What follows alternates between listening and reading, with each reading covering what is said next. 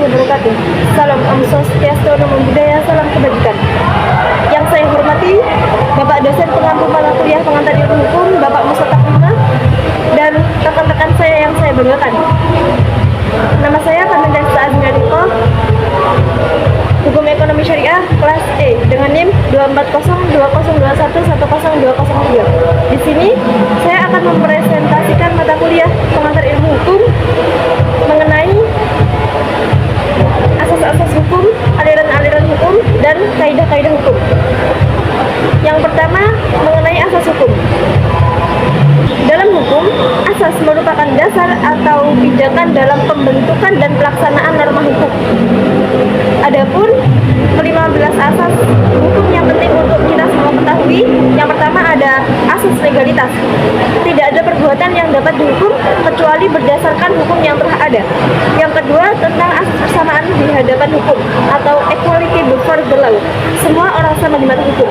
Yang ketiga, ada asas kepastian hukum. Hukum harus memberikan kejelasan dan kepastian. Yang keempat, ada asas keadilan. Hukum harus ditegakkan secara adil. Yang kelima, ada asas kemanfaatan. Hukum harus membawa manfaat bagi masyarakat. Yang keenam, ada asas keseimbangan.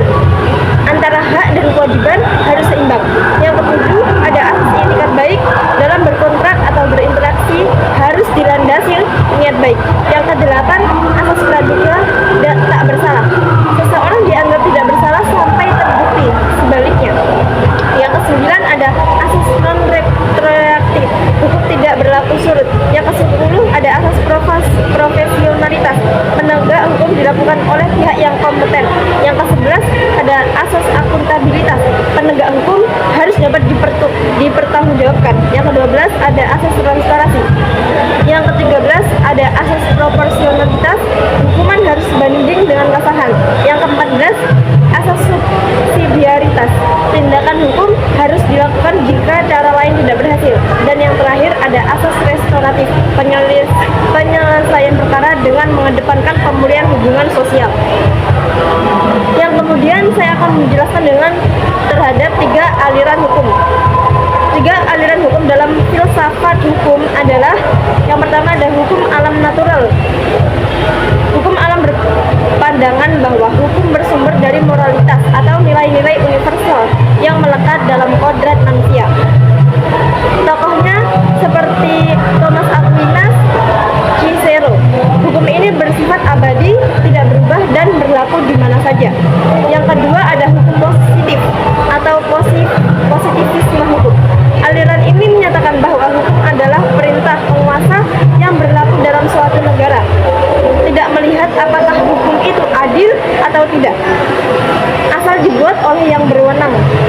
Tokohnya seperti Hans Kelsen dan Johann Austin. Dan yang ketiga ada realitas sosial, sosiologis. Berbeda dengan 2 sebelumnya, aliran ini melihat hukum sebagai produk sosial. Hukum terbentuk dan berkembang dari kehidupan masyarakat itu sendiri. Tokoh utamanya seperti Eugen Ehret dan Resjoko. Kemudian saya akan menjelaskan tentang kaidah sosial. Apa sih kaidah sosial itu? Kaidah sosial adalah aturan-aturan tidak tertulis yang hidup dalam masyarakat dan mengatur perilaku sehari-hari. Ada 3 bentuk kaidah sosial. Yang pertama, kaidah kesusilaan. Berasal dari hati nurani dan menentukan baik atau buruk suatu tindakan. Misalnya berkata jujur, tidak mencuri,